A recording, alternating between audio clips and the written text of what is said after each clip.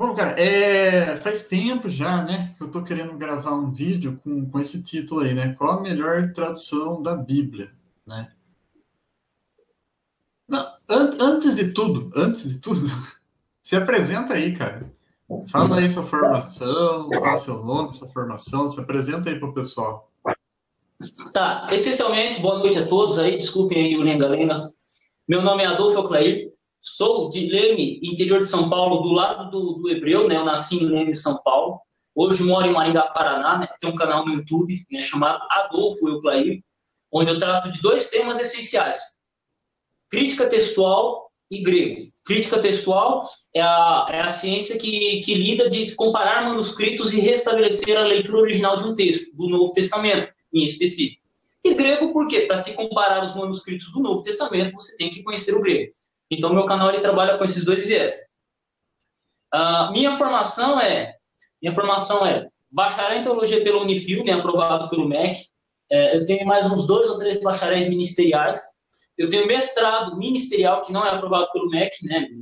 O MEC não controla tudo, mas eu tenho um mestrado ministerial em teologia pela IBETEL, né? Instituto Bíblico Elohim, de Manaus, né? Com ênfase em grego e crítica textual. E eu tenho estudado o grego e a crítica textual há uns 6 anos, assim, né? Então, é por aí, dou aulas particulares aí, quem tiver interesse, né? Só dá um pulo no meu vídeo, nos meus vídeos, ou entrar em contato comigo pelo Facebook, estamos juntos aí, também deixo meu zap na descrição. Essa é a minha especialidade, né? Trabalhar grego e crítica textual, comparação de manuscrito, Codex Vaticano, Codex Sinaítico, maioria dos manuscritos, e por aí vai.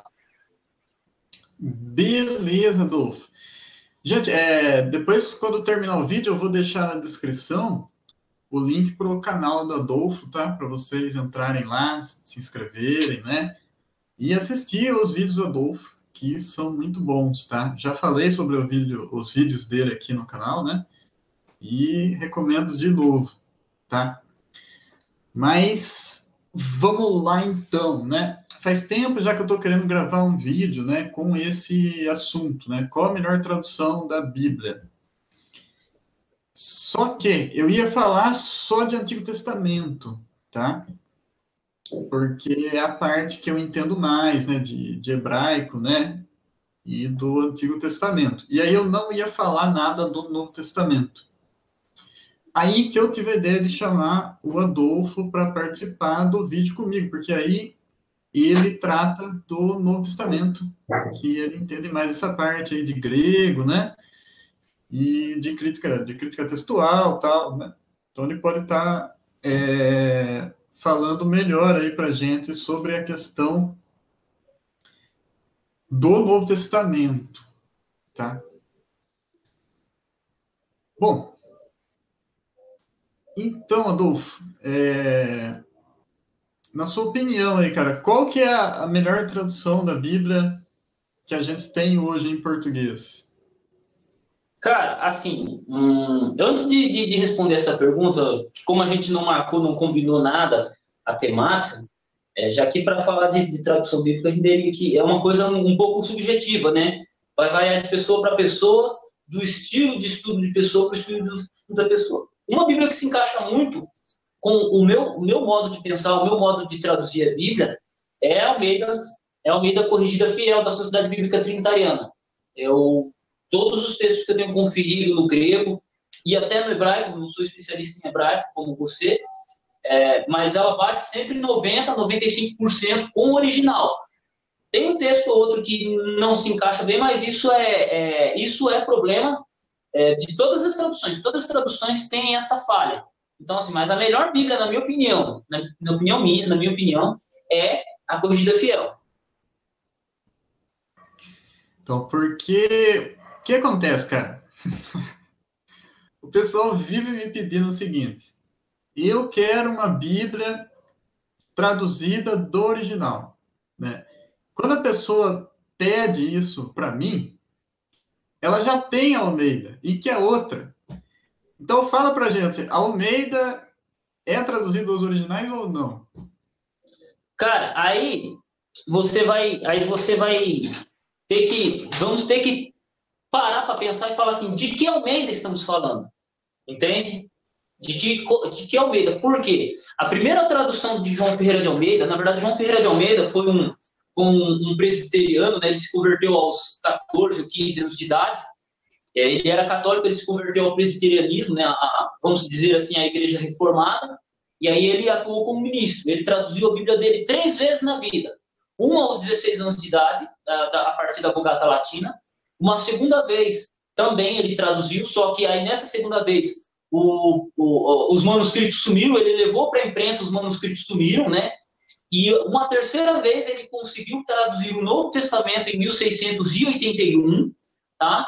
Ele terminou em 1681 e depois ele continuou a tradução a partir do Antigo Testamento e ele terminou morrendo, né, na metade do progresso. O último texto que ele traduziu foi Ezequiel 48:20. Deixa eu só olhar aqui na introdução da Corrigida Fiel. A última tradução, o último verso que ele foi traduzir foi lá para Ezequiel, né? Foi para Ezequiel mesmo, tá? 1681, 748,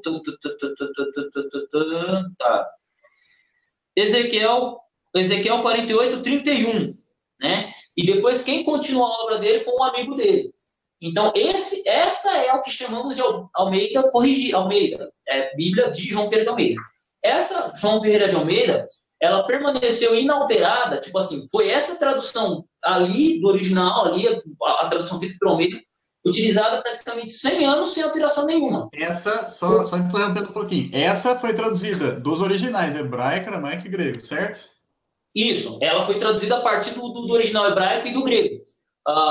O que acontece? Eu tenho que explicar essa história para a pessoa entender por que existe tanta Almeida e se todas as Almeidas são originais do hebraico ou do grego. Então, o que ocorre? De 1681 aí da 1700 até 1800, vamos supor, vamos colocar mais ou menos essa data, foi utilizado o texto de João Ferreira de Almeida. Lá, 1681, foi reimpresso todas as vezes. Só que depois, em 1800, houve-se correção, né? Tentaram corrigir começaram a fazer algumas correções sobre a tradução de João Ferreira de Almeida. Aí dessa linha de João Ferreira de Almeida surgiu a que nós chamamos de Almeida Corrigida, que ela é publicada pela Sociedade Bíblica do Brasil, né? E ela é publicada até hoje, né? Estamos na João Ferreira de Almeida Corrigida de 2009, quarta edição e tal. Só que nesse inteirinho, a João Ferreira de Almeida, ela tem várias... hoje você tem uma tonelada de Bíblias chamada João Ferreira de Almeida. Você tem a Almeida Atualizada, você tem a Almeida Corrigida Fiel, você tem a Almeida Corrigida, você tem a Almeida Século XXI, você tem a Almeida... Cara, tem um monte de Almeida. Então, o que ocorre? A pergunta é, cada publicadora, tipo assim, eu tenho uma editora, eu vou publicar uma Bíblia, aí ele vai lá e coloca o nome de João Ferreira de Almeida, né? Faz uma alteração aqui, uma alteração ali para não pagar direitos autorais e publica a tradução dele. Normalmente, elas são com base no original hebraico e grego, tá? Com base no original hebraico e grego. A Almeida Atualizada, ela foi publicada em 1950, se eu não me engano. Ela teve uma segunda edição em 1992 e agora uma terceira edição em 2017, Almeida Atualizada. Ela já não utiliza os mesmos textos gregos e hebraicos que João Ferreira de Almeida utilizou. Por isso que ela se chama Almeida Atualizada. Ela utiliza o Novo Testamento grego de Nestlé, edição 21, né? A primeira edição. A segunda edição, eu acho que utilizou a 25 ou a 26. E na terceira edição utilizou a Nestlé Aland de 28, para ser a base original da sua tradução. Então, ela é baseada no texto original grego e hebraico. Mas depois eu vou entrar no detalhe dos tipos de traduções, ok? Por outro lado, lembra que eu falei que tem as corretas, né, as corrigidas? Hoje temos duas corrigidas, duas famílias de corrigidas. A corrigida de 95, né, que é uma Bíblia muito utilizada entre os assembleianos, né? Eu gosto muito dessa tradução bíblica. Almeida Corrigida de 95, que ela foi publicada em 1995 e atualizada em 2009. Tá? Ela segue em 95% o texto de João Ferreira de Almeida, que seria o texto Receptus, assim, e utiliza-se do mesmo padrão de tradução que ele. Ela foi praticamente a mesma Bíblia, só que com algumas modificações. Por outro lado, temos também, pela Sociedade Bíblica do Brasil. Pela Sociedade Bíblica Trinitariana, tem-se a Almeida Corrigida Fiel, essa aqui ela é a edição de 2011, Primeiramente, ela foi publicada em 1994, né? Tem 2011, 2007, 1994, e esta ela segue ponto por ponto da primeira João Ferreira de Almeida. Essa também ela é corrigida com base no original hebraico e grego. Okay? Então, assim, essencialmente, todas as João Ferreira de Almeida que são publicadas, elas são basadas no original hebraico e grego. Só que com um detalhe diferente. Eu tenho uma Almeida corrigida aqui, eu acho que da imprensa bíblica, da imprensa bíblica brasileira. Eu tenho uma Almeida aqui, ela grafia simplificada, que ela traz algumas variantes em relação, traz variantes de tradução em relação à própria João Ferreira de Almeida. Mas são coisas mínimas, assim, podemos dizer. Tá? Mas, essencialmente, essa é a história das Bíblias de João Ferreira de Almeida. Então, por exemplo, todas as Almeida que a gente tem, né? Porque você falou, tem um monte, né? Uhum. Cara, obrigado pela aula aí, viu? Antes de tudo, obrigado pela aula de Almeida aí que a gente teve. Mas existem várias Almeidas, né? Sendo publicadas hoje em dia, né? A gente tem a RA, RC, né? A Fiel, né? Que você gosta mais de usar, tal. Todas essas publicadas são, certo? Dos originais hebraico e grego, certo? Isso, essencialmente. Aquelas antigas, aquelas primeiras lá que o João Ferreira de Almeida fez, nem são mais publicadas, né? Nem tem, né? Acho que deve ser até difícil de encontrar uma dessa, né? Não, até que é fácil. Você entra na internet e procura João Ferreira de Almeida 1681, João Ferreira de Almeida 1830, eu mesmo tenho em PDF. O que ocorre é o linguajar. Mas impressão não, né? Impressão não. Não, imprimida não. Eu tenho um amigo que ele imprime, mas ele faz trabalho pessoal, né? Tipo, é uma coisa mais para amigo. Ele imprime e envia para as pessoas, né? Via correio, né? Que é o Rogério Mota. Mas isso é um trabalho mais pessoal do que um trabalho para ganhar dinheiro mesmo, porque é muito caro a impressão e tal. Então, porque a gente tem um problema hoje em dia, e eu falo para as pessoas, parece que as pessoas não acreditam em mim. Né? Então, gente, se vocês não acreditam em mim, acreditem no Adolfo, que é bacharel, tá? Que é formado em teologia, acreditem nele aí, tá? As pessoas querem uma Bíblia que seja traduzido diretamente dos originais. E aí eu falo para elas, se você tem uma Almeida aí, né?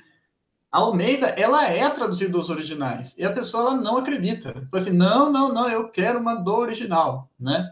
Então, a gente precisa acabar com esse mito aí que a gente tem, eu não sei porquê, que as pessoas acham que a Almeida não é traduzida do original, tá? E sim. Não. As principais Almeidas hoje, que são as três principais Almeidas, que são as mais fortes, que é a Almeida atualizada, a Almeida corrigida, né, que é de 2009, que ela é a base até da Bíblia Palavra-Chave, né? A Almeida corrigida de 2009, que é a mesma que a de 95, só que corrigida algumas palavras. E a Almeida corrigida fiel, elas todas são embasadas no texto grego e no texto hebraico. Elas são sempre corrigidas com relação a isso e a mudança da língua, né? Porque a língua muda. Por exemplo, hoje, se você usar a expressão gozo, né? Se você usar a expressão gozo, o verbo gozar, ele tem uma conotação pejorativa. Só que isso, 50 anos atrás, não. A palavra gozar quer dizer regozijar-se, alegrar-se, estar feliz, estar contente, estar em alegria, entende?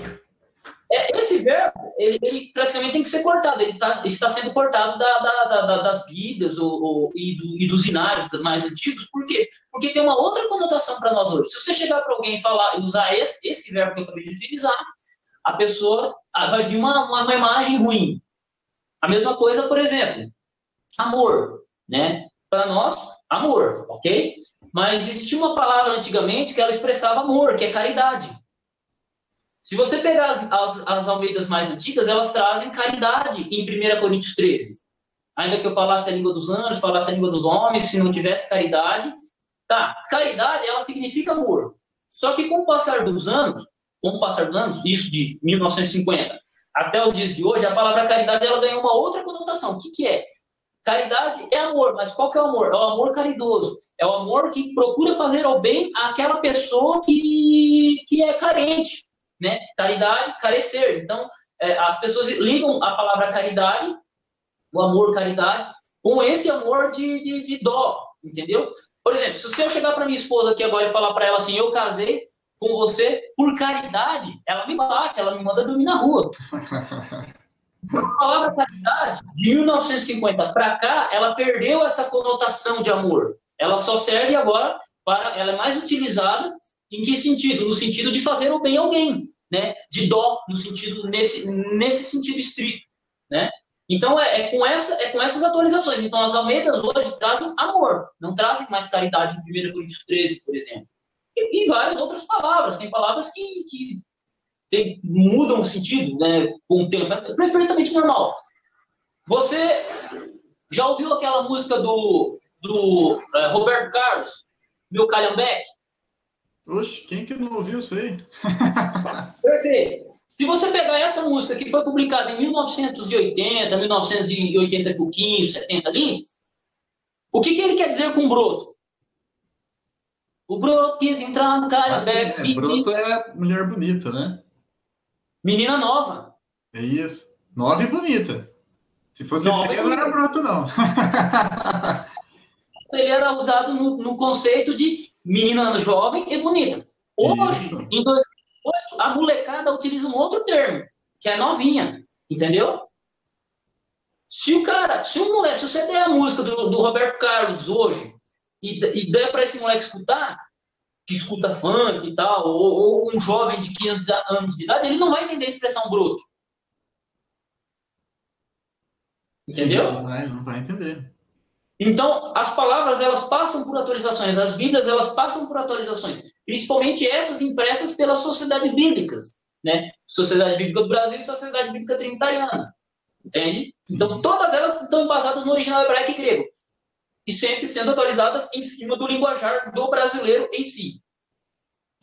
Então, que acontece, né?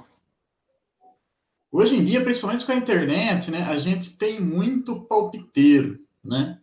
E muitas dessas pessoas, né, que me falam assim que quer a original, né, algumas vêm pedindo a original e algumas vêm oferecendo para mim a original. Tipo assim, olha, essa Bíblia aqui, eu devia ter anotado, cara, porque foi tanta versão de Bíblia, né? Essa Bíblia aqui que é boa, né? Essa aqui que é traduzida dos originais, não Almeida, né? Almeida não, né? E eu peguei essas Bíblias para ler, né? É coisa em PDF, algumas são impressas, né? Inclusive custa o olho da cara, porque eu acho que não é impresso em muita quantidade, né? Então elas custam caro pra caramba, né? Eu devia ter anotado o nome de todas essas Bíblias, cara, mas eu não anotei. Né? Mas assim, são as piores Bíblias que eu já vi, tá? Essas aí que a turma chega, assim, né? Os palpiteiros chegam falando, olha, essa aqui que é a boa, né? São as piores Bíblias que eu já vi, tá? E... Então, qual que é a que eu mais gosto, né? A Fiel, né, que você gosta mais, eu não cheguei a ler ela inteira, eu li uns pedacinhos, mas gostei, né? Gostei do que vi, né? Boa, né? Mas a que eu mais usei até hoje é a RC, né?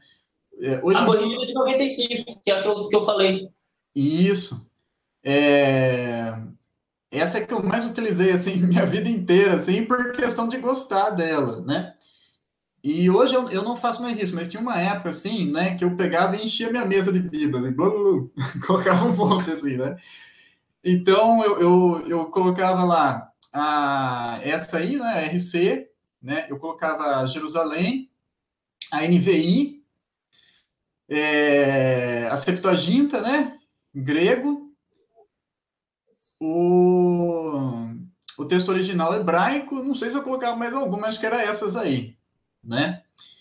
E então eu ia lendo todas essas junto, assim, né? E comparando, tá? Então, e a que eu mais gostava era a RC, né?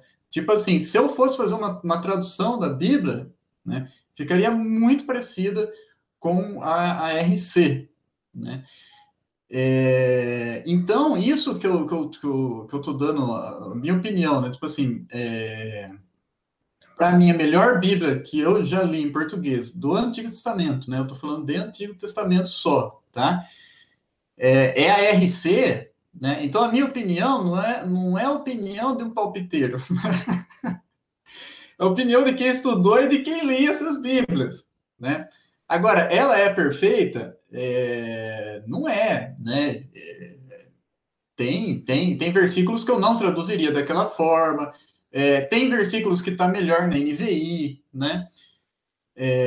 Mas na maioria dos casos eu vou pela ARC, né? Se eu tiver que recomendar uma Bíblia para alguém, né, hoje, eu recomendaria a ARC, tá? Ou a Fiel, né? Que você disse que é uma atualização da RC, é isso mesmo? A RC e a FIEL estão em pé de igualdade, essencialmente, principalmente no Antigo Testamento. Elas vão diferir 1%, menos de 1% no Novo Testamento. Menos de 1% no Novo Testamento. Mas no Antigo Testamento, as duas estão em grau de equivalência. A Almeida Corrigida Fiel, ela utiliza um vocabulário mais atualizado e mais simples do que a corrigida. Né? Mais simples no sentido de que mais atualizado, né? nesse aspecto. A corrigida de 95, ela tem algumas palavras que o pessoal acha difícil, né? Porque quem utiliza mais ela é a geração de 30, 40 anos, né? De evangélicos, assembleianos, pentecostais de 30, 40 anos, né? Então, gente, né? Com certeza, muita gente deve estar torcendo o nariz aí, né? É... Mas isso que eu estou falando, né, não é opinião do palpiteiro, né? É opinião de quem realmente estudou, tá? Se eu for recomendar uma Bíblia para alguém hoje, eu recomendaria a RC ou a Fiel, né? Se a pessoa fala assim, qual a tradução a melhor que tem, né? Eu recomendaria essas, tá? Agora, a NVI é ruim? Não, a NVI é ótima, né? A Jerusalém é ruim? É ótima, tá? Mas eu gosto mais da RC, tá? E ela é, sim, traduzida dos originais. Posso só uma pegada dentro do que você colocou aí? Acontece o seguinte, por que pessoas como você e eu acabam gostando mais das traduções como Almeida Corrigida, das corrigidas em si? Por causa do seguinte, nós comparamos com referência ao original hebraico. Nós comparamos com referência ao original hebraico. Então, a gente não faz igual esse pessoal faz, que fica comparando tradução. A gente não compara a tradução. Eu, pessoalmente, não comparo tradução. Quando eu quero saber alguma coisa, eu venho aqui. Se eu não sei hebraico, eu pergunto para você ou eu pergunto para o Santana. Pronto, acabou aí. E se eu tenho alguma dificuldade dentro do verbo oco, do Java 4, do construto, do absoluto, que coisas que vocês entendem muito, você entende muito mais do que eu. Eu vou nos caras que entendem. Né? Eu tenho, graças a Deus, o acesso a vocês. Né? Mas eu, pessoalmente, eu tenho um nível de pesquisa e eu pesquiso direto no original. O grego eu já tenho mais facilidade. O que ocorre? Nós preferimos as traduções mais literais porque é assim como nós lemos o texto bíblico. Nós não ficamos comparando tradução bíblica. Pelo menos eu acredito que você hoje não faz mais isso. Hoje você faz seu ano bíblico na Bíblia, na língua original. Então nós preferimos isso. Agora, por exemplo, esse pessoal que gosta de falar que tal tradução está errada, eles não comparam normalmente com o original. Eles comparam com outras traduções. Né? E aí houve um cara lá que morou em Israel, houve um cara que não sei o quê, ele dá uma opinião e a pessoa não tem como conferir. Então, nós acabamos preferindo essas corrigidas porque nós conseguimos conferir no original. Quando não se consegue conferir no original, quando você não consegue fazer comparação, aí você fica na mão de estudiosos, e aí é complicado. E a questão do Novo Testamento, você também coloca aí a Fiel como tradução, a Fiel. E que nem você falou que... Agora já vai entrar um pouquinho aqui em crítica textual, né? Tá. Você falou que a RA, ela utiliza o Nestlé Island, é isso? Isso.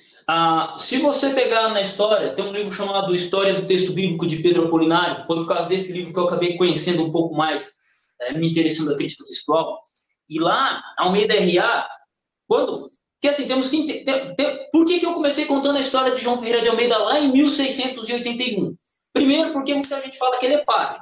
Primeiramente, João Ferreira de Almeida não é padre.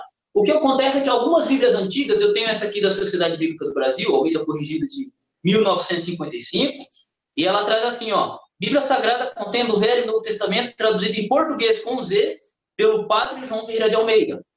Muita gente fala que João Ferreira de Almeida é padre. Primeiramente, João Ferreira de Almeida nunca foi padre.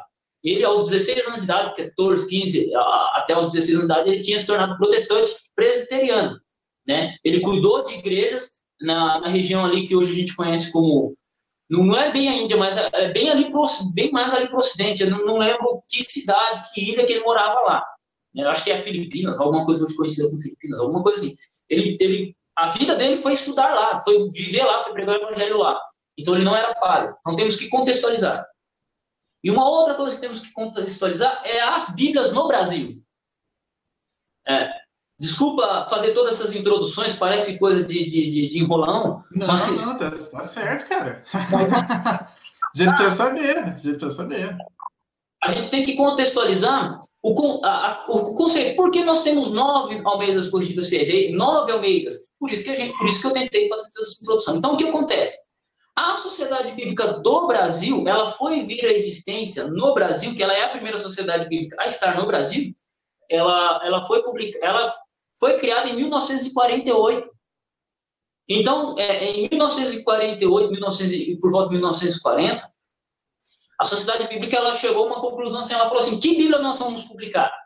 Aí elas tinham 3 opções, eu lembro de 2 agora. Eles tinham a João Ferreira de Almeida para publicar, e eles tinham em mente a Bíblia do Padre Figueiredo, que era a versão do latim. Como a Sociedade Bíblica do Brasil ela tem um viés protestante, eles preferiram pegar a João Ferreira de Almeida. Só que assim, a Sociedade Bíblica do Brasil ela acompanha... Mas só um pouquinho.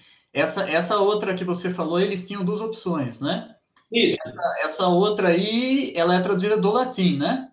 Do latim. Do latim. Então, a Almeida já tinha vantagem de ser traduzida dos originais. Por isso que um dos motivos, eu acho que levou eles a escolher ela, né? Sim, também. Mas aí você vai entender o que eu vou dizer agora, que é onde eu ia chegar agora. Aí o que acontece? Eles olharam para Almeida, corrigida, tipo assim, eles olharam para Almeida e falaram assim, não, nós precisamos fazer uma atualização da Almeida. Por quê? O vocabulário era antigo, o vocabulário era arcaico, muitas palavras tinham um conceito diferente na língua portuguesa de 1680, de 1800, no Brasil de 1950, né, pela década de 1940. Então, eles tiveram tudo isso em mente. E aí eles correram atrás de publicar. Aí eles projetaram, deixa eu ver aqui se eu tenho a medida aqui, Revista Atualizada do Brasil, primeira edição. Essa aqui é de 1940, 1953, alguma coisa assim. O que acontece? Eles pegaram a Bíblia João Ferreira de Almeida e falaram, nós precisamos atualizá-la. Então, o que eles fizeram? Colocaram o nome, já programaram o nome, Revista e Atualizada. Almeida, Revista Atualizada. O que eles fizeram? Eles pegaram o Novo Testamento grego da época mais atualizado, que era o Nestlé Aland 21 ou 16 ou 21, mas eles pegaram o Nestlé 21. E para o Antigo Testamento, eles pegaram o texto hebraico de Leteres, José Meir Leteres, que foi um hebraísta do tempo da Reforma, né? Que ele publicou o texto, ele fez uma colocação e ele criou um texto hebraico. Né? Não é que ele criou, ele comparou manuscritos hebraicos e criou o texto hebraico dele, né? O texto hebraico de Leteres. Então, ele utilizou para o Antigo Testamento Leteres e o Novo Testamento Nestlé 21. E aí eles começaram uma nova tradução em cima fizeram uma nova tradução e utilizaram 30 a 40% do vocabulário da antiga Almeida. Então, ela passou a ser conhecida como a Revista Almeida Atualizada. E foi uma Bíblia muito divulgada pela Sociedade Bíblica do Brasil. E ela, assim, desde 1950, ela vem invadindo as igrejas protestantes, mais protestantes, né? As igrejas presbiteriana, batista, inclusive adventista. As igrejas mais tradicionais, elas acabaram aderindo a esta tradução. Como disse, as igrejas pentecostais ainda preferem a velha e boa corrigida. Então, só Só responder aqui, a Jura se perguntou, né? Qual a Bíblia você recomenda mais próxima dos originais, né? Já falei, Juraci. Eu e o Adolfo, a gente recomenda a Almeida Corrigida Fiel, tá? Com mais próximo dos originais, tá? Agora, só comentando essa questão aí que você falou, Adolfo, que é uma coisa que as pessoas também precisam entender, tá? Você falou, quando eles foram imprimir pela primeira vez a Bíblia, né? Eles tinham mais de uma versão para escolher, né? E Isso. acabaram escolhendo a Almeida, né? Com certeza, né? Eles não escolheram a Almeida por ser ruim, né? Eles não, vamos pegar a Almeida porque ela é ruim, né? Eles pegaram a Almeida porque eles viram que ela era melhor, né? Com certeza, né? Outra coisa também, quando o pessoal faz Bíblia de estudo tal, geralmente o pessoal pega a Almeida também, né? A Almeida é a mais utilizada aqui no Brasil, né? Então, Em língua portuguesa, a Almeida ela é a mais utilizada. Em qualquer país de língua portuguesa, a Almeida vai ser a Bíblia padrão. em qualquer país, então, até fora do Brasil. Até Portugal, Angola, Moçambique, sempre a João Ferreira de Almeida é a Bíblia padrão. Vocês estão vendo, gente? Então, essa é a qualidade da Almeida, tá? Então, se você tem uma Almeida na sua casa, você não precisa buscar uma Bíblia dos originais. Você já tem a Bíblia traduzida dos originais, tá? Então, outra coisa que as pessoas precisam entender também, quando a pessoa imprime uma Bíblia, ela está ali fazendo investimento também e ela quer um retorno, né?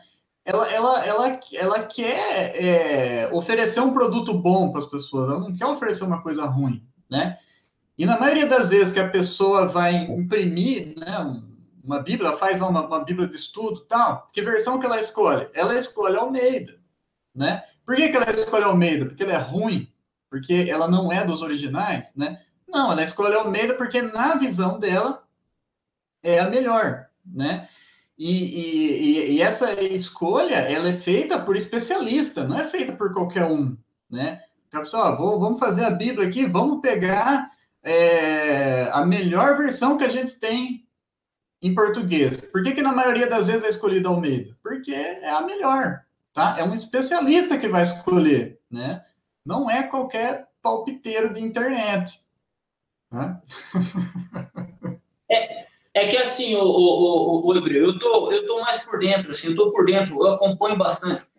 O que ocorre é que está tendo uma onda, está tendo uma onda esses últimos 8 anos, está tendo uma onda de gente, um adventista do sétimo dia falando isso, vocês podem pasmar, mas está tendo uma onda de judaizantes. Com certeza as Bíblias que você falou aí são Bíblias que têm viés de pessoas que são judaizantes, que querem judaizar tudo. Não estou falando contra a religião. Eu tenho amigos judeus, os caras bagaçam hebraico, eu aprendo muito com judeu, meu professor de hebraico é judeu. Mas os caras, eles não são judeus, assim, gente boa. Não, são judaizantes, e não são os judaizantes que estudam hebraico ou tradição hebraica. Não, só estuda lá uma meia dúzia de textinho, alguma coisinha ali, memoriza, fala lá ela Tov, então são pessoas que têm esse viés. E para atacar, eles pegam os pontos, como você bem frisou e eu também friso, pegam pontos em que a Almeida atualizada, Almeida corrigida, Almeida atualizada, as Bíblias Almeida em geral, elas não traduziram bem, não é bem traduzido, e aí eles ficam falando, a tradução aqui está errada, a tradução aqui está errada, a tradução aqui está errada, né? E aí eles pegam meia dúzia de versos, assim, e dizem que a João Ferreira de Almeida não serve, ou que a João Ferreira de Almeida foi traduzida por um padre, e por aí vai. Mas o que eles se esquecem é que João Ferreira de Almeida ele morreu em 1691. E as Bíblias, as atuais Almeidas hoje, elas são atualizadas, todas elas, atualizada, corrigida e corrigida fiel, elas são constantemente revistas por especialistas, são constantemente revistas, apesar de manter a tradição, né, de João Ferreira de Almeida, 1681, elas são revistas e elas são corrigidas com a atualização do vocabulário e por pessoas capacitadas. Eu estava falando com um amigo que é da Sociedade Bíblica Trinitariana, ele falou assim, Adolfo, eu não posso te passar o zap do pessoal que mexe com a tradução da corrigida fiel, porque nenhum deles mora no Brasil, cara. Os caras tudo moram na Inglaterra, moram em Israel, são tudo nego bruto, tipo assim, é nego virado no giraia, entende? É nego bruto que mexe, não é Zé Ninguém. Não é um pedreiro igual eu que comenta vídeo no YouTube, é cara que estudou 10, 20 anos para fazer uma tradução de um texto. Né? Então, eles acabam escolhendo as melhores palavras. Então, é isso. Só que o que ocorre? Voltando aos palpiteiros, né? Você tem uma gama de gente vendendo um monte de coisa na internet. Todo mundo quer vender sobre o gigante na internet. Aí o cara faz uma tradução horrível, que ninguém entende nada, e ele diz que essa é a melhor tradução. Aí uma outra pessoa que não conhece, não estuda grego, não estuda hebraico, olha a tradução do cara, nunca viu uma Bíblia hebraica na frente, e acha que é a melhor tradução do mundo. Não, porque o cara disse, não porque o especialista disse. Só que o nome desses especialistas não aparece na Almeida atualizada, não aparece na Almeida corrigida, não aparece na corrigida fiel. Mas eles existem, e eles estudam e eles estão sempre atualizando. E qualquer dúvida sobre qualquer verso, é só mandar um e-mail para a Sociedade Bíblica Trinitariana ou para a Sociedade Bíblica do Brasil. Eu mesmo já fiz isso. É só mandar.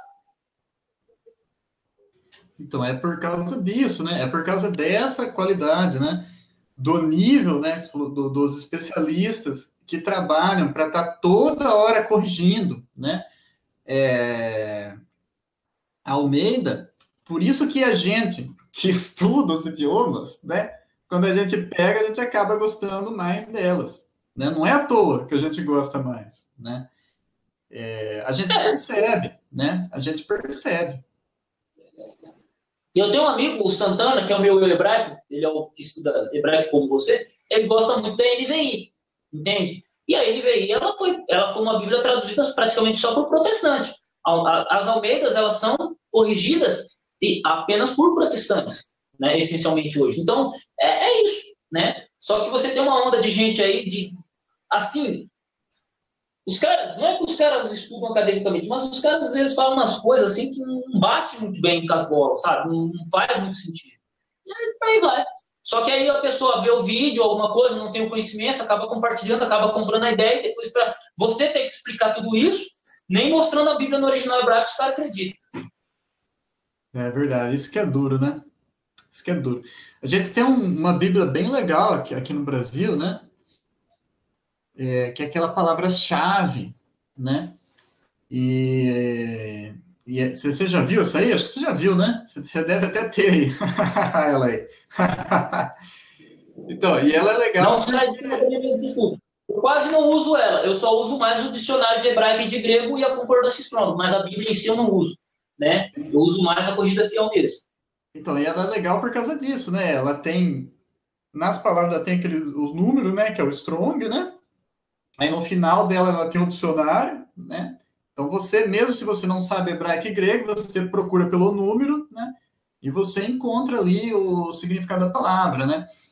E tem muita gente que eu recomendo essa Bíblia e a pessoa me fala isso, fala assim, mas essa eu não quero porque é Almeida, eu quero uma que é do original. Mas é original, gente, é original, tá? E não é opinião de palpiteiro, né? Estudei hebraico, né? Tá fazendo 17 anos que eu estudo hebraico, né? Estudo hebraico todo dia, tá? Então, eu sei que não é do original, tá? É assim, Hebreu. Nós que estudamos o grego e o hebraico, nós sabemos a importância de estudar as línguas originais. Só que as pessoas acham que é uma coisa difícil, que é uma coisa impossível, uma coisa assim, de outro mundo, né? Porque você vai na sua igreja, não tem alguém que sabe grego e hebraico. Então a pessoa acha que é um troço assim, não. E na verdade é uma coisa bem disponível hoje, bem atual, né? E é importante se estudar o grego e hebraico.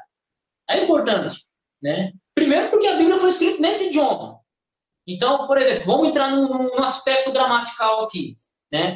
Tanto o grego quanto o hebraico, isso você pode falar melhor, tanto o grego quanto o hebraico, ele enfatiza não o tempo. O verbo grego e o verbo hebraico, apesar de não ser tempo verbal no hebraico nem no grego, mas vamos utilizar o termo verbo aqui para facilitar.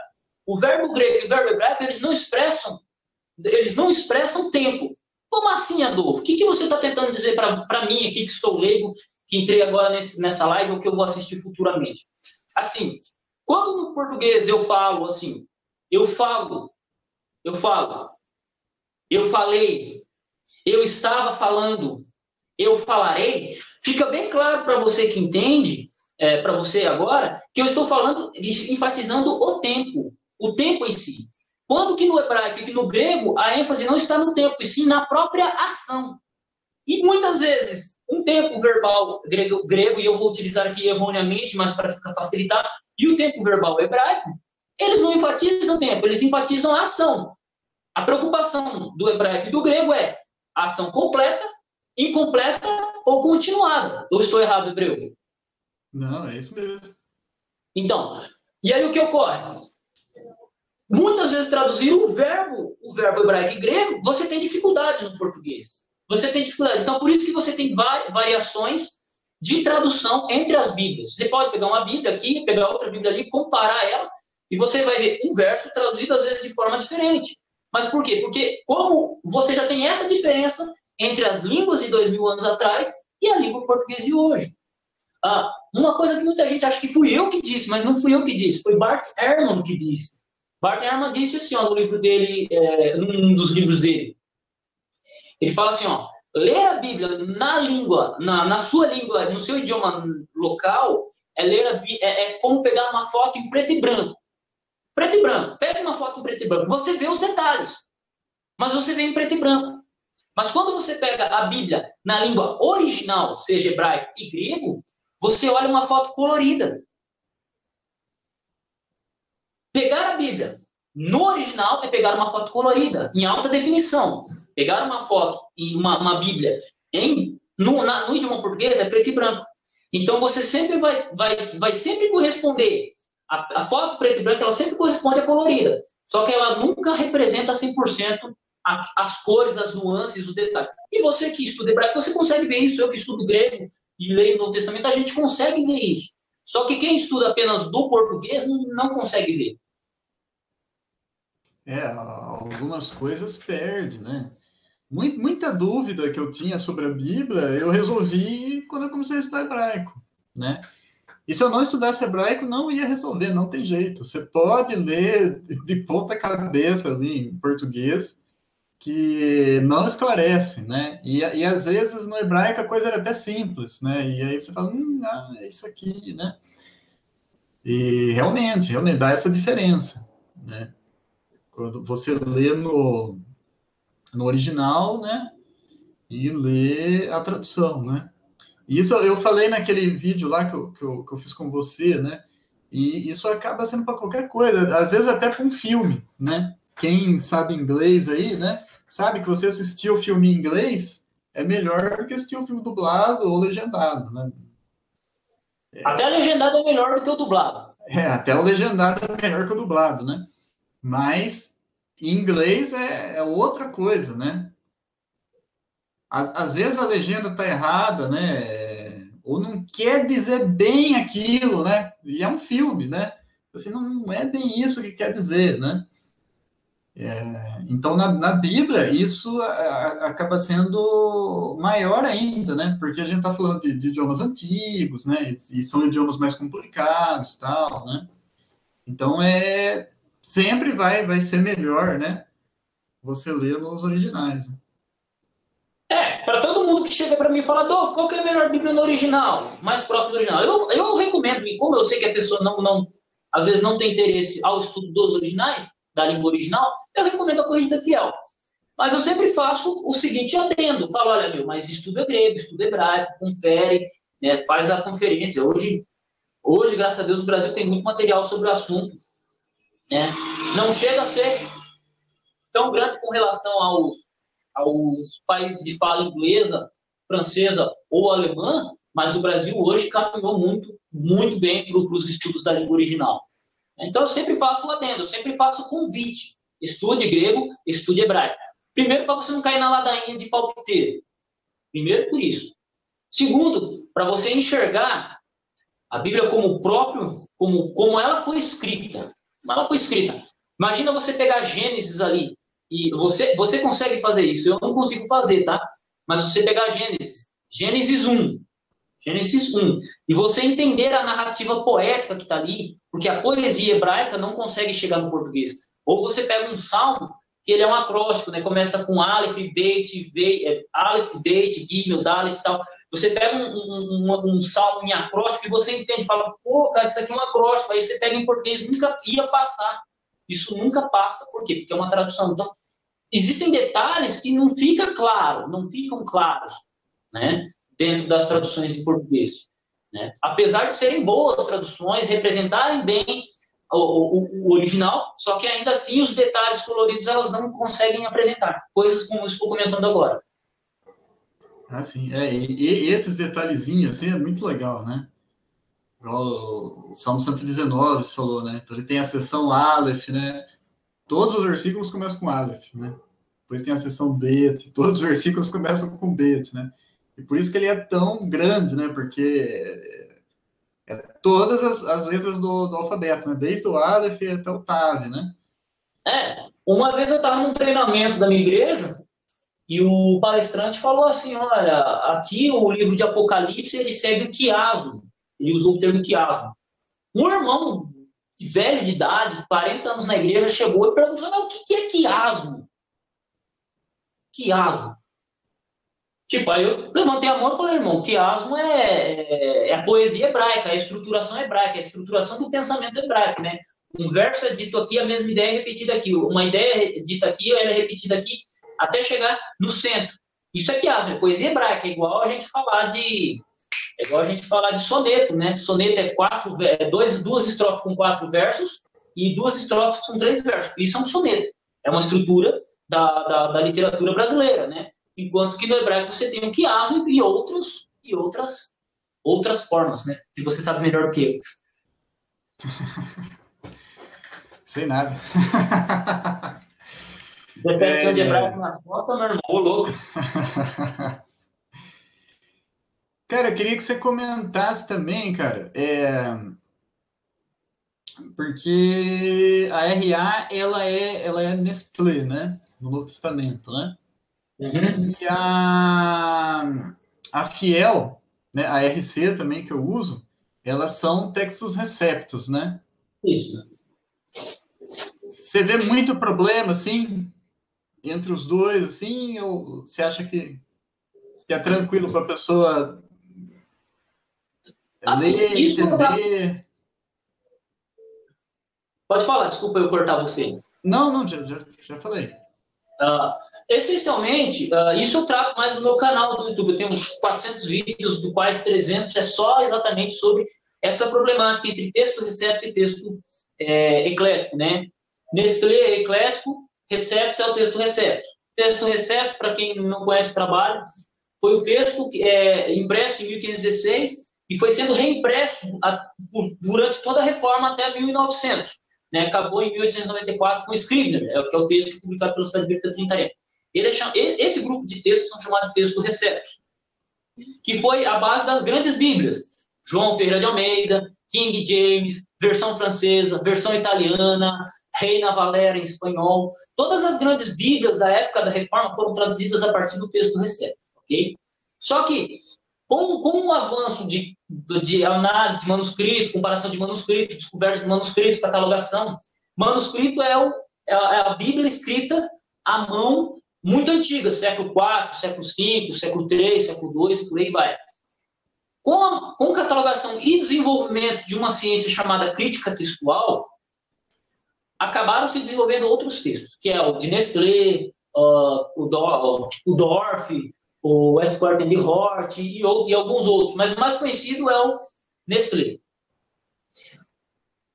E aí surgiu ele em 1898 e ele foi sendo reimpresso, né, sendo reeditado, estamos na edição 28, né, edição 28. Qual que é a diferença essencial entre eles? A diferença essencial entre eles é na escolha de alguma leitura, na leitura de algum verso. Um verso simples, Apocalipse 22, verso 14. No Nestlé, vai trazer veste, assim como a Almeida RA. No texto recepto, os que guardam seus mandamentos, como consta na Corrigida Fiel. A Almeida Corrigida de 95, ela traz vestes também junto com a Almeida RA. Okay? Então, essa é uma variante que você tem ali. Só que, essencialmente, elas não afetam o texto. Por quê? Está falando dos remidos, está falando dos salvos. Bem-aventurado o quê? Os que lavam as vestes com o sangue do Cordeiro, para que entrar na cidade santa pelas portas. A mesma coisa é, bem-aventurados os que guardam os mandamentos de Deus, para que possam entrar na cidade pelas portas. Se você colocar uma variante ou outra, você não afeta a doutrina. É claro que a sua exegese, a sua visão vai seguir um caminho diferente. Mas, essencialmente, isso não afeta o texto. Ok? Um outro texto que também sofre variante é 1 Timóteo 3,6, se eu não me engano. Que fala, na Almeida Corrigida Fiel, traz o Deus que se revelou em carne, né? O Deus que encarna. Enquanto que na Almeida Atualizada, ela traz aquele que. Por que você tem essas variantes? Nos manuscritos mais antigos, por exemplo, no texto Receptus, desculpa, eu vou ter que voltar a Apocalipse 22, verso 14, para explicar. No grego, você tem assim, ó, entolas. Entolas é mandamento, como consta no texto Receptus. Só que você tem uma variação que é estolas. Estolas é veste.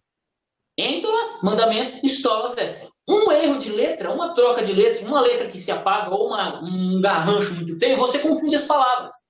Traz para o português, elas se tornam totalmente diferentes. A mesma coisa ocorre com 1 Timóteo 3,6, né? Que você tem a palavra teós. Só que a palavra teós, ela é um osão com risco no meio. Só que acontece o quê? Se você pegar um manuscrito apagado, ele se torna um ômega, que é aquele que, né? O como, que, e por aí vai. Então você vai ter essas variantes assim, mas elas, de todas essas variantes, todas essas variações, elas influenciam apenas em 1% do texto, né? 1% do texto, e esse 1% ele não afeta doutrinalmente o conceito teológico da Bíblia. Você não vai ter nenhuma grande doutrina sendo afetada ou sendo destruída, porque esses versos são diferentes. Você tem lá diminuição, um ponto aqui, um ponto ali, mas essencialmente não. Entendi. Desculpa, ficou bem confuso. Não, bom, eu entendi. Agora não, para entender. Acho que deu para entender, sim. Acho que deu para a pessoa entender, sim. Acho que sim. Mas é isso aí, cara. E agora não sei mais o que falar, cara. Uma coisa que eu tinha em mente em falar, o Hebreu, é o seguinte. Por que existem tantas traduções da Bíblia? Você já parou para analisar isso? Do porquê? É. Não, do porquê eu nunca parei para pensar. Um pouco a gente já tratou aqui, mas existem, pelo menos essencialmente, 2 métodos de tradução existentes hoje. Você tem Bíblias, a gente está tratando das Bíblias mais literais, que é a corrigida fiel, né? Essas Bíblias são mais literais. E você tem muitas traduções diferentes. Né? Tudo aquilo que eu expliquei anteriormente é caso da crítica textual, é discussão em grego. O que eu vou falar agora é uma discussão em português, né? Porque estamos falando de tradução. Então, uma discussão em português.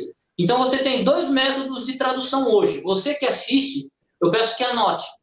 Existe o método dinâmico, anota aí, dinâmico, e temos o equivalente. O método de tradução equivalente. Como assim? O que diferencia em um e outro? O método de tradução dinâmico, ele vai trazer Bíblias como Nova Versão Internacional, Bíblias católicas, principalmente como Bíblia de Jerusalém e Bíblia Tradução Ecumênica. A Bíblia do Peregrino também, ela segue a tradução dinâmica. Já falei Nova Versão Internacional, então Bíblia de Jerusalém. Você vai ter a Nova Tradução Linguagem de Hoje, seguindo um método mais dinâmico. E equivalente é a Corrigida Fiel e a Corrigida de 95, essencialmente. O que é dinâmico e o que é equivalente? Equivalente é uma tradução que ela tenta seguir assim, é substantivo traduzido por substantivo. É adjetivo, é traduzido por adjetivo. É verbo, é traduzido por verbo. Ok? Essa é uma tradução equivalente. Ela tenta seguir as estruturas da língua grega, passando para o português, sendo verbo, verbo, substantivo, substantivo, adjetivo, adjetivo. Ok? O método dinâmico, ele tem uma outra prioridade. Que prioridade é essa?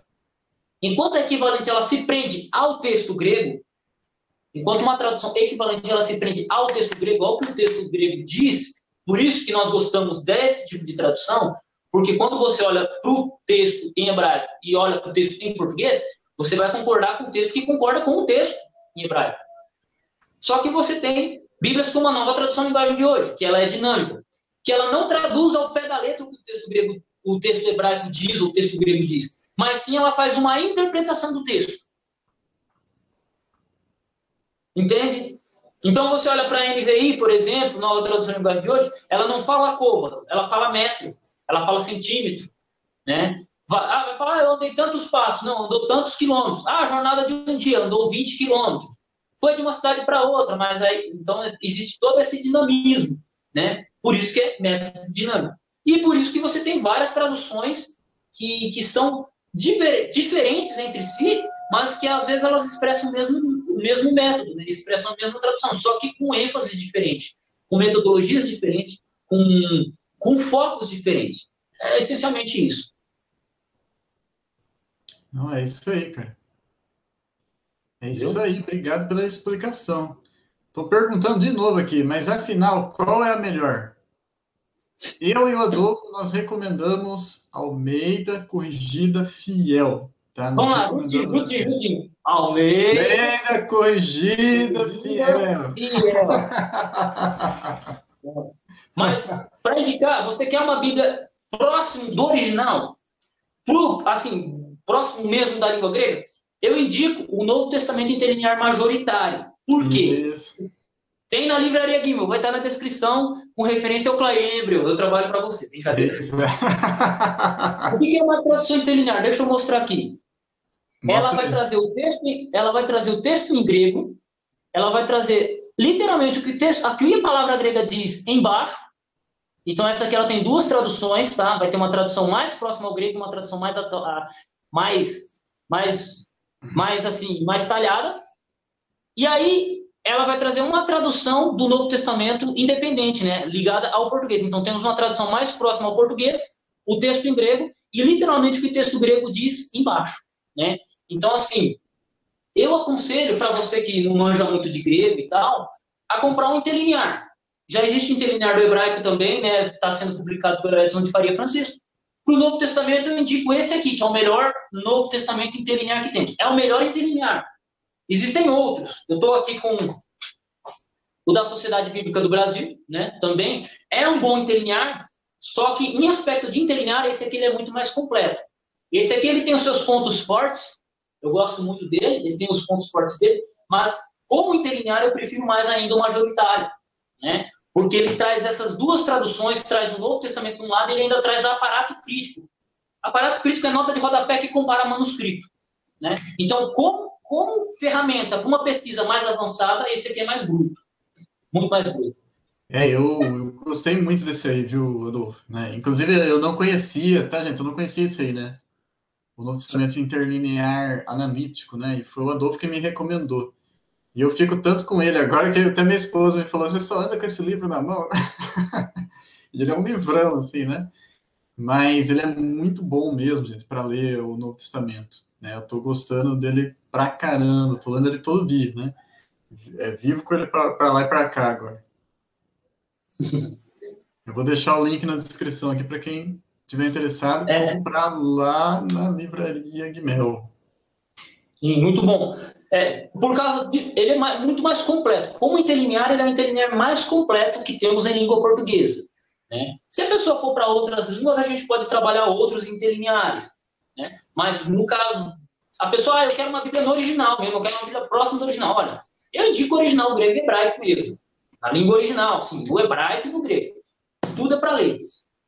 Mas se a pessoa não tem esse conhecimento todo, ou não está tão avançado, eu aconselho algum interlinear, de preferência majoritário. Pode ser qualquer outro, mas um interlinear majoritário é uma ferramenta indispensável para a sua pesquisa.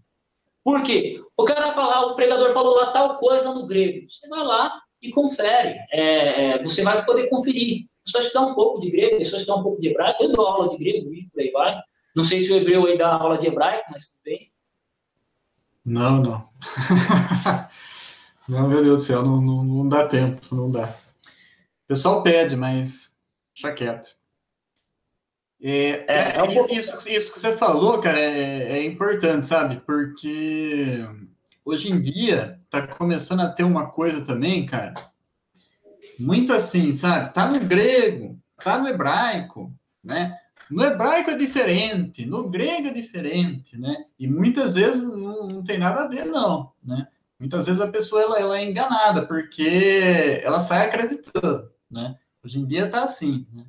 O pessoal fala assim, ó, no hebraico é diferente, no grego é diferente, no hebraico é assim, no grego é assim, e todo mundo vai na onda, tá? Então, você ter um interlinear, né, é muito legal para você ir lá e conferir, para ver se é mesmo assim, tá? Porque o pessoal agora anda enganando desse jeito, né? Falando que está no hebraico, falando que está no grego, e muitas vezes não tá coisa nenhuma, tá? Então, fiquem espertos com isso aí também. É a nova moda do momento. Posso fazer um convite aqui, ô Hebreu? É Pode assim, falar. Pedro Apolinário, o livro que, assim, o livro que me chamou muita atenção foi um livro chamado Explicação de Textos Difíceis da Bíblia.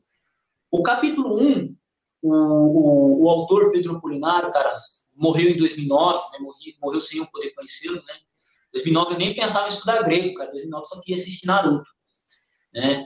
E ele faz o seguinte convite, ele fala, olha, qualquer estudante da palavra, qualquer estudante, qualquer pregador, tem que conhecer o hebraico e o grego. Tem que conhecer o mínimo possível, né? Eu estou dizendo o mínimo, ele não diz o mínimo, ele tem que ser estudado, tem que estudar, porque, tipo assim, senão essa pessoa ela sempre vai depender da opinião de outra pessoa. Por exemplo, quando eu gravo um vídeo, eu não quero que a pessoa concorde 100% comigo ou siga aquilo que eu disse fielmente. Só que quando eu faço uma afirmativa ou compartilho um estudo meu, eu quero que a pessoa pense. Pense. E sempre o meu convite é estude grego, estude hebraico. Por quê? Para você não depender de outras pessoas. Porque você vai estar lendo o texto no hebraico lá, quando o nego vir falar alguma coisa, você corrige o cara. Eu mesmo. Já teve sermão que eu vi o cara citar lá, não, porque no hebraico é assim, porque no hebraico é aquilo. Eu cheguei no final do curso e falei, ó, mano, explica esse negócio direito aí para mim. Aí o cara veio falando para eu, porque eu falei que era pedreiro, eu falei, não, no hebraico não é assim, não. No hebraico é bereshit, barai, ex nihilo é latim. Aí o cara já parou.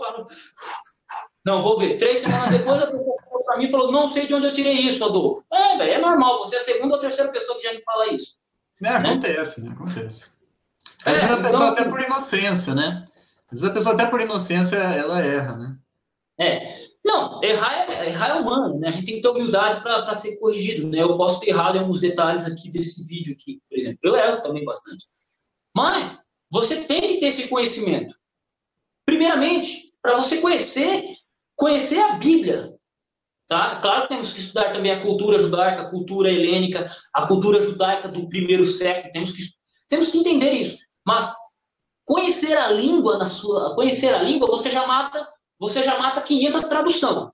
Você lê o texto no hebraico, um pouco de compreensão do texto hebraico já mata 500 traduções. Tá? Então você não precisa comprar uma Bíblia nova todo ano.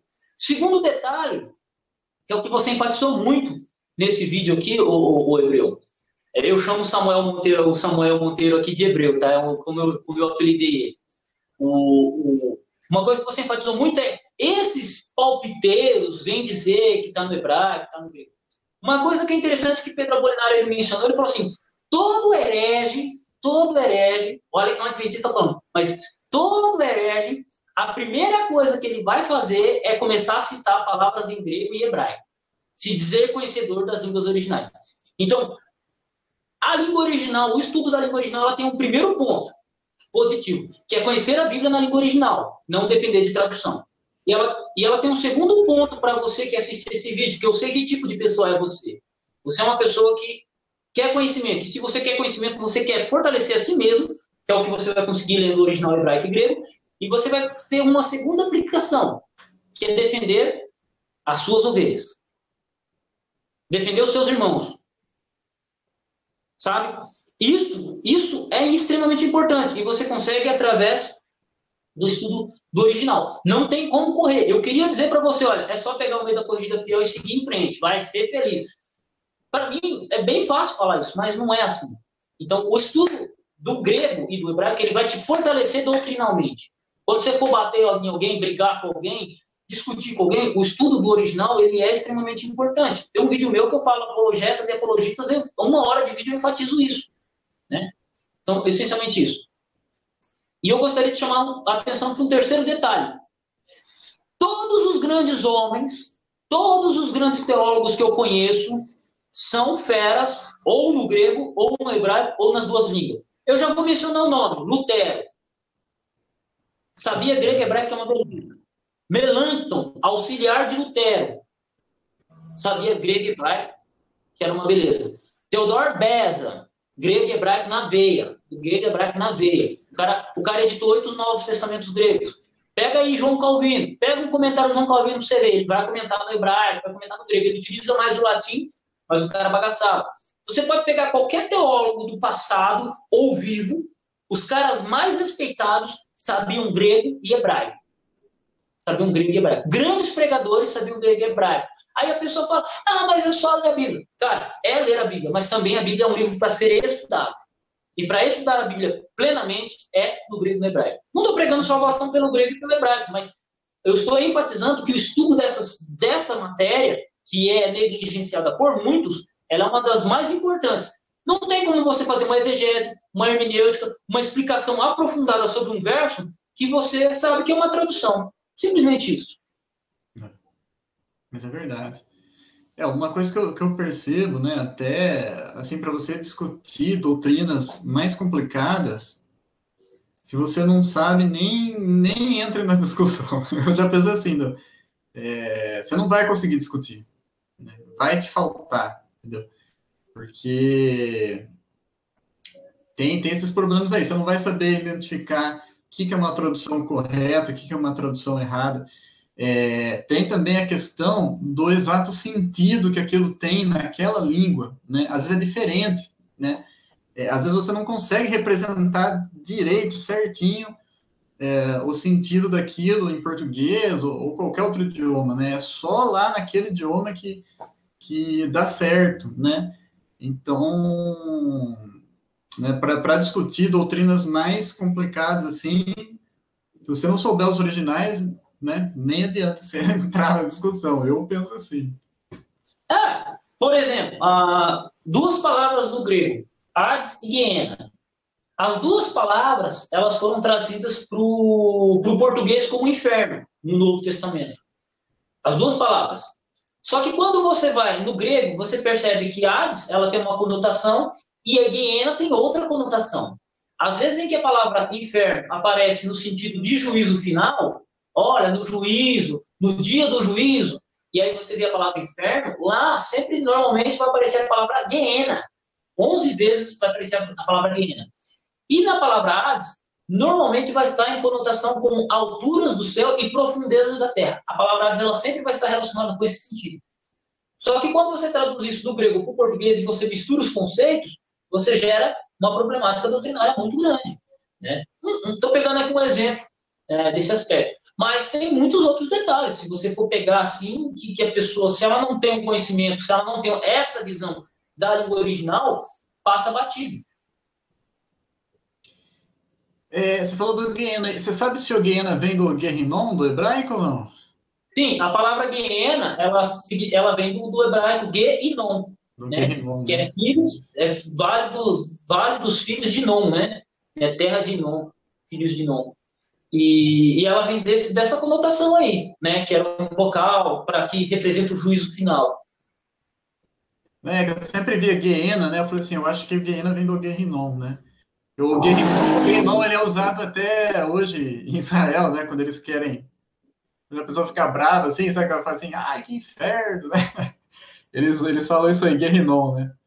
Eles usam Guerrinom para inferno, assim, igual a gente usa, né, aqui no Brasil, né? Tô falando isso, assim, do dia a dia, né? Nada de Bíblia, né? Isso. Usado, assim, pro dia a dia, né? Mas é isso aí, cara. Mas é isso aí. Posso finalizar só com mais um texto só? Pode falar. Apocalipse. Eu quero que vocês abram suas Bíblias, 2 Bíblias, Almeida atualizada e Almeida corrigida fiel. Ou Almeida corrigida mesmo. Não precisa ser Almeida corrigida fiel necessariamente. Mas eu quero que vocês comparem esse verso. Apocalipse 1, verso 3. Bem-aventurado aquele que lê e os que ouvem as palavras desta profecia e guardam as coisas que nelas estão escritas, porque o tempo está próximo. Eu quero que você perceba que na Almeida Atualizada ela foi traduzida assim: bem-aventurado aqueles que leem e os que ouvem as palavras desta profecia. O interessante é que no grego, aquele que lê está no singular. Então, por exemplo, a Almeida Corrigida Fiel, a Almeida Corrigida de 95, traduziu literalmente: bem-aventurado aquele que lê. E bem-aventurados os que ouvem as palavras desta profecia, porque o tempo está próximo. Ok? Uma está no plural e outra está no singular. A pergunta é: por que a Almeida Atualizada traduziu no plural e por que a Almeida Corrigida traz no singular? Por que a Almeida Corrigida traz no singular? Porque ela está seguindo exatamente o texto grego. Já a Almeida Atualizada, ela contextualizou. Por quê? No tempo em que o Apocalipse foi escrito, o que acontecia? Você tinha um manuscrito para a igreja toda. Nem todo mundo tinha uma Bíblia. Só se a pessoa fosse muito rica. Então, o que ela fazia? O que a congregação fazia? Comprava o manuscrito, comprava o papiro, comprava o pergaminho e copiava o livro que chegava. E esse livro ele era lido para toda a congregação. Então, quando o João escreve, ele está escrevendo nesse contexto. Bem-aventurado aquele que lê. Porque aquele que lê, vai ler. E bem-aventurados são os que ouvem. Porque um é que lê, mas muitos ouvem. Já a Almeida Atualizada, os tradutores eles preferiram atualizar isso ou fazer um avanço, porque hoje todo mundo tem uma Bíblia na mão. Eu mesmo tenho 35, 36 Bíblias aqui. Né? Só que isso não era nos tempos bíblicos. E aí o que acontece? Eles colocaram no plural para facilitar, porque hoje a leitura ela é geral. Né? Todo mundo lê. Todo mundo tem este privilégio de ler a Bíblia. Privilégio. É um privilégio que nós temos hoje, né? Graças a Deus. Privilégio. Privilégio. É um privilégio. É um privilégio. Né? Então, por causa desse privilégio, né, dessa abordagem, dessa contextualização, é que a Almeida Atualizada traduziu assim. Aí eu vou deixar a pergunta. A tradução aqueles que leem está errada? Eu prefiro aquele que lê, porque seguiu diretamente o texto original. Okay? Mas a Atualizada, ela seguiu esse projeto. Tá? Ela seguiu esse projeto, ela tem essa finalidade. Então, assim, quando eu pego uma Bíblia na mão, eu tento entender a mentalidade para quem ela foi escrita. Né? A Almeida Corrigida Fiel foi para pessoas que estudam, né? Almeida Corrigida Fiel, Almeida Corrigida 95, pessoas que têm mais uma mentalidade de, tá no texto grego, tá no texto português, tá no texto hebraico, tá no texto português. Bíblias dinâmicas, nova tradução linguagem de hoje, versão internacional, Bíblia de Jerusalém e outras Bíblias, elas têm o foco de tentar traduzir o sentido do texto. É mais com essa finalidade, mais com esse entendimento. Então, que fique claro, ok? E assim, toda tradução, como o Hebreu já enfatizou, elas têm especialistas por trás. Ninguém chega e faz uma tradução, ninguém sério, nenhuma editora séria faz uma edição, faz uma tradução de um texto bíblico, faz uma Bíblia, e não coloca um especialista na língua ali. Então, Bíblias como a NVI tem especialistas por trás, né? Bíblia Almeida Atualizada hoje tem atualização por trás. Um nome que tem que ser conhecido, Wilson Schoss, que ele é um dos consultores de tradução bíblica da Sociedade Bíblica do Brasil, é um nome que deveria ser muito conhecido, e existem outros nomes a serem conhecidos também. E por aí vai. Então, você tem que entender que o pessoal que assiste tem que entender que as Bíblias que são feitas hoje, todas elas, a maioria delas, são publicadas por grandes especialistas, traduzem, fazem parte da correção, fazem parte do corpo docente daquela tradução bíblica, e por aí vai, da revisão. Adolfo, fizeram uma pergunta interessante aqui, o Raimundo fez uma pergunta legal. Por que a RA põe entre colchetes e a RC não? Tá. Posso tentar responder isso aí? Pode falar. Lembrando, toda a história que eu trabalhei assim, temos que entender, cada simbologia em cada Bíblia tem que ser entendida dentro da própria Bíblia, tá? Então, o colchetes, ele é uma simbologia dentro da RA. Dentro da Almeida Corrigida Fiel, ou da RC, ela vai ter outra conotação. Então, os colchetes, ou parênteses, eles vão ter usos diferentes nas duas Bíblias. Na Almeida Atualizada, como eu disse, ela foi embasada no texto de Nestlé. Texto de Nestlé, já é um assunto de crítica textual isso. O texto de Nestlé, principalmente o de 21 e hoje o de 28, o Nestlé 28, tem algumas palavras que eles não consideram originais. Algumas palavras, alguns versos, algumas expressões que eles não consideram como originais. Então, o que acontece? Eles colocam eles mantêm a tradução, eles mantêm a palavra que eles não consideram, eles mantêm ela entre parênteses, tá? Isso são 239 versos, pequenas expressões, ok? Por quê? No texto Receptus, esse texto consta, tá? No texto Receptus, impresso na época da Reforma, baseado em meia dúzia de manuscritos, sendo mantido, ele tinha esses versos, né, que são, por alguns são tidos como adições, outros tidos como interpolação, e por aí vai. E aí, quando chegou no Nestlé 21, quando chegou na Almeida atualizada, naquela época de 1950, a igreja na época, a igreja brasileira, as igrejas brasileiras no geral, elas são tradicionais. Então, quando eles fizeram a atualização da Almeida atualizada, e fizeram a Almeida atualizada, eles não retiraram esses versos porque ia dar muito choque, ia dar um choque cultural com o público. Então, eles preferiram manter essas palavras e entre parênteses. Então, assim, na mentalidade da Almeida atualizada, os versos entre parênteses não constam no texto grego utilizado por eles. Já na Almeida corrigida e na Almeida corrigida fiel, o parênteses ele é utilizado com outra conotação. Alguma explicação, algum detalhezinho que fica entre parênteses, mas não para dizer que o verso não faz parte do original, é com outra finalidade de parênteses. Então, resumindo, parênteses na Bíblia Almeida atualizada quer dizer que no texto grego utilizado pela Almeida atualizada não consta no original.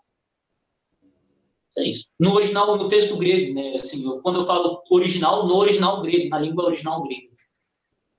Entendi. E a RC não utiliza esse recurso para isso, né? Não, o símbolo é para outro. Eu queria até que abrisse em Judas 5. Abre a Bíblia. Você que acompanha esse vídeo, abra sua Bíblia em Judas 5, só para vocês entenderem uma mudança de texto. Essa mudança de texto é bem interessante. Eu tenho um vídeo explicando isso, Judas 5. Mas quero lembrar-vos como a quem já uma vez sobre isso, havendo o Senhor salvo um povo, tirando-os da terra do Egito, destruiu depois os que não creram. Olha que interessante. No Nestlé 28, que é o texto da terceira Almeida atualizada, hoje traz Jesus, dizendo que foi Jesus que tirou o povo da terra do Egito. É interessante. Por quê? Porque o Nestlé 28 ele fez uma mudança no texto grego, né, de acordo com manuscritos, de acordo com a crítica textual que eles utilizavam, com a metodologia que eles utilizavam, eles mudaram um texto. E essa mudança já passou para a Almeida atualizada, né, na terceira edição revisada. Né, e isso os brasileiros agora que vão começar a notar, por causa desse vídeo, de outros vídeos, agora que eles vão começar a notar. Então, assim, houve mudança em 33 versos do Nestlé 27 para o 28. Então, a Almeida atualizada ela mudou uns versos em 33 pontos. Né? Coisa pequena, mas mudou. Então, entendi. É isso. Mas é interessante esse versículo, é interessante. Eu não sabia também não, viu? Não sabia desse versículo. Depois vê lá meu vídeo, Judas 5. Foi a pedido de um amigo meu que está mestrando no NASP, cara. Ele falou, Adolfo, eu estou fazendo um estudo aqui, cara, e olha, ajuda assim. Não, depois eu dou uma olhada lá, vai ser simplesinho. Na hora que eu fui comparar os manuscritos, meu irmão, rapaz, é testemunho antigo de tudo que é lado. Vocês olhem. Então, assim, fica difícil, né? Fica difícil. Para mim é mais fácil, eu sigo a linha majoritária, eu olho pela maioria dos manuscritos, eu olho pela antiguidade. Mas pro eclético, cara, esse é um verso que, assim, carece de muita luz. Né, na visão eclética, né, do Nestlé, na visão dos editores ou dos críticos textuais que seguem o Nestlé, uma linha parecida com o Nestlé. Eu que já sigo majoritário, está na maioria dos manuscritos, tem um testemunho antigo do século III ali, está fechado ali para mim. Mas para os ecléticos, esse é um verso que ele gera, assim, é um verso que, ele sempre permaneceu Senhor, mas chegou no Nestlé 28, mudou lá para Jesus, e por aí vai. É bem legal. Entendi. Legal mesmo. Mas, Edorfo, se deixar, a gente vai aqui até 6 horas da manhã, cara. Então, dependendo da pergunta, vai chumbo. Dependendo da pergunta, vai chumbo. Né? Mas vamos parar para o vídeo não ficar muito grande. Mas é isso aí, cara. Muito legal, né? E depois eu vou dar aqui a minha consideração, minhas considerações finais é o seguinte, gente. Se você tem aí uma Almeida, né, uma RC, uma Almeida Corrigida Fiel, né, ou uma RA, tá? Você tem uma Bíblia traduzida dos originais. Se você quer uma dos originais, você já tem, tá? E para de seguir esses palpiteiros da internet, pelo amor de Deus, né? Essas Bíblias aí que me apresentaram, né? Eu devia ter anotado o nome delas, né? Mas que se diz aí as direto do original, né?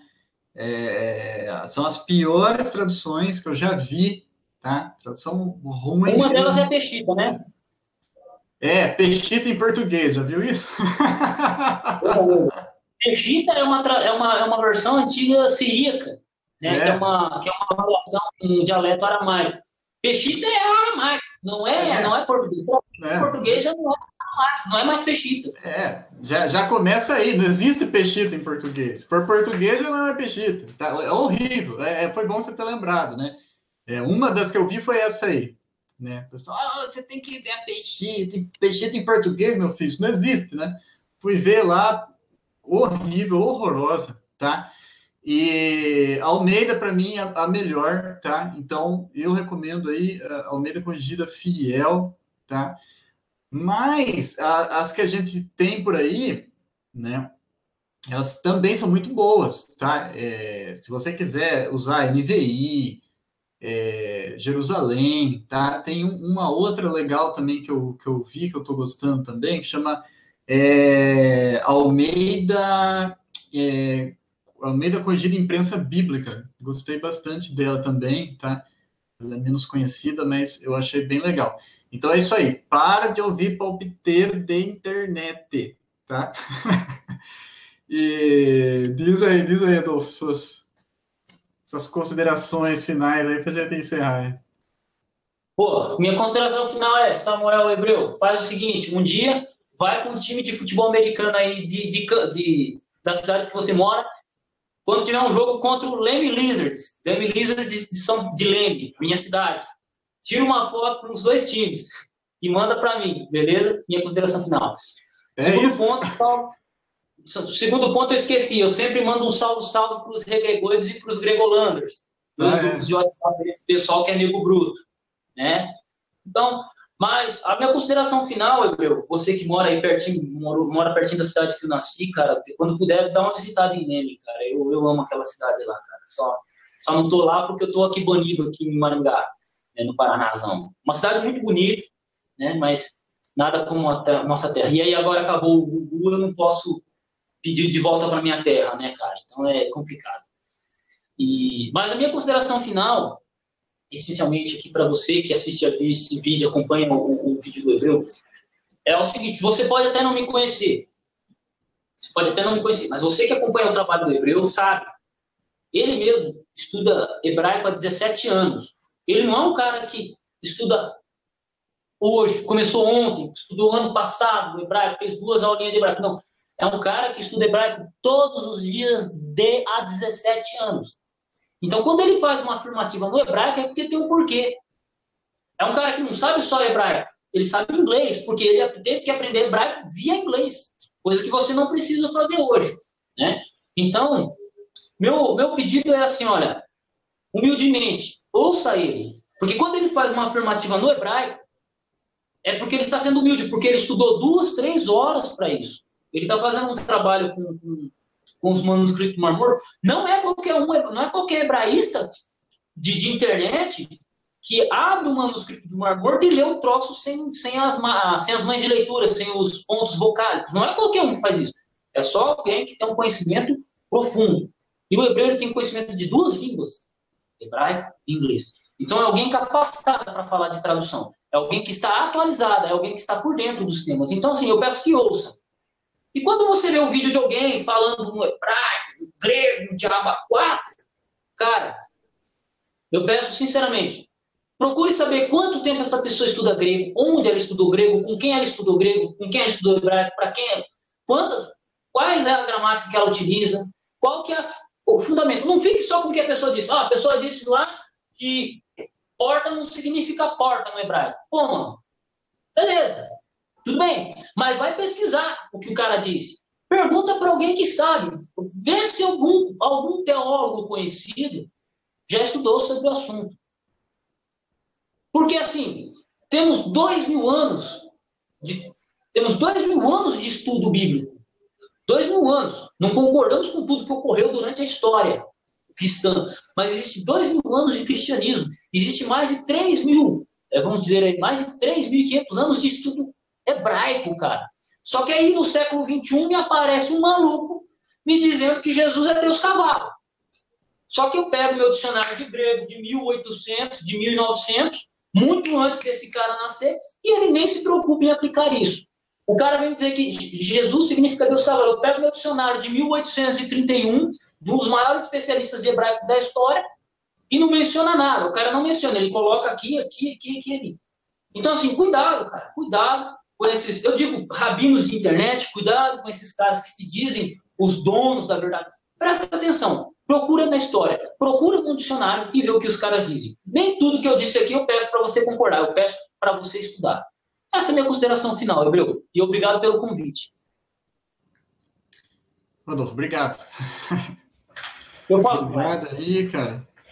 Obrigado, né? E é isso aí, gente. Eu trouxe o Adolfo aqui, né? Porque ele entende mais do Novo Testamento, né? E é um cara formado, né? Um cara também que estuda grego aí já há 6 anos também, tá? Para a gente não passar aqui, não falar qualquer besteira para vocês, né? Mas dar uma informação correta para vocês, né? E o que ele falou aí é verdade, tá? E é isso aí. Vamos encerrar então. Obrigado, obrigado por ter vindo aí, cara. Obrigado por você ter. Não é porque eu sou formado, não, cara. Tem muita gente que estuda teologia e se você abrir uma Bíblia, mudar uma Bíblia em grego para ela não vai saber ler. Então, assim, a questão é a pessoa que estuda. Não é porque eu tenho um diploma que eu sou melhor que ninguém. Eu não sou melhor que você no hebraico. Você é melhor que eu no hebraico por quê? Porque você estuda mais tempo. Você é uma pessoa capacitada a falar desse assunto. Eu estudo grego e crítica textual do Novo Testamento. Eu sou mais qualificado que você nesse aspecto. Por quê? Porque eu estudei nesse aspecto. Mas no hebraico você é mais especialista. Então, o que a gente tem que fazer? Respeitar as pessoas. A pessoa pode ser um pedreiro, pode ser um carpinteiro, pode ser um lixeiro. Mas se a pessoa estuda inglês, se a pessoa estuda alemão, se a pessoa estuda história, ela às vezes é muito mais capacitada do que uma pessoa formada na área que não sabe nem a metade do que ela. Ou nem leu a metade dos livros que ela leu sobre o assunto. Não, então, é verdade. É isso. Eu só quero ter o diplominha dele lá, mas não sabe coisa nenhuma, né? Isso é verdade. Tem bastante disso. Entendeu? Então... Mas isso aí, Adolfo. Brigadão, cara, você ter vindo aí. Deus te abençoe. Até a próxima aí. Vamos ver quando a gente vai marcar o outro. Me convida de novo, aí a gente pega específico algumas traduções de uma Bíblia. Uma coisa que eu gostaria de trabalhar mais aí é o método dinâmico, né? O equivalente que eu não pude explicar muito bem aqui, mas ver ele na prática, como que funciona, seria interessante a gente pegar outros temas futuramente aí. Acho que seria muito enriquecedor para o pessoal do teu grupo aí, do teu canal. Né? E é isso. Beleza. Falou, Adolfo. Até mais. Até mais, Deus. Fica com Deus.